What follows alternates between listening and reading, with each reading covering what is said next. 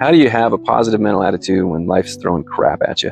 Hi, my name is Josh Thomas. I'm a mortgage broker in the state of Utah. I've been for 22 years, and I can't for the life of me figure out why anybody would want me to address this question rather than talking about mortgages and the different awesome things that we can solve people's problems with a mortgage. But apparently people want to know this stuff too, and since I've lived in this world for 22 years and had to have a positive mental attitude even when life sucked, I figured here I am. I'll throw my opinion in here. So for me, 22 years as a mortgage guy, I've definitely had a few hard times, really tough times. I think there's two that I'd like to address. So if I'm making calls to somebody, that's something that I have to do a lot, and I'm trying to follow up with somebody who said they wanted a mortgage, at least to me, to one of my referral partners, and I'm calling them and they're ghosting me. I could say, oh, they must have chosen another lender, they must go or found what they needed already and they don't need me anymore.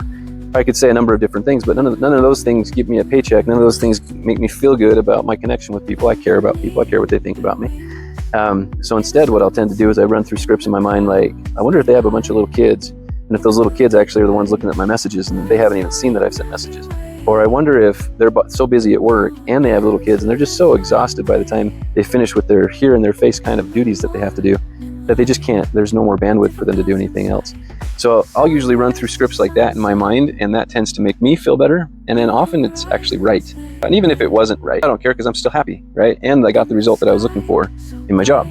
Another thing that I've seen is relationships, like not on a business level, just on a personal level, where somebody's rude or they don't come to my party or whatever, but I used to be friends with them and I want to continue to be friends with them, but all of a sudden they're acting like this.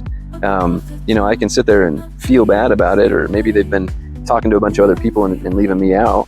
And I suppose I could feel bad about that, but instead of feeling bad about that, I kind of take matters in my own hands and I just go and I start asking them questions. Next time I have a chance to hang out with them, I'll just ask them, how's the family and how's your work? And inevitably, I find something that's caused them a lot of stress. Most people don't do things intentionally that would hurt my feelings. And so when I assume that they're not doing it intentionally, it makes me feel better. And in the end, it tends to be right. So there's a couple ideas. Hope that helps you.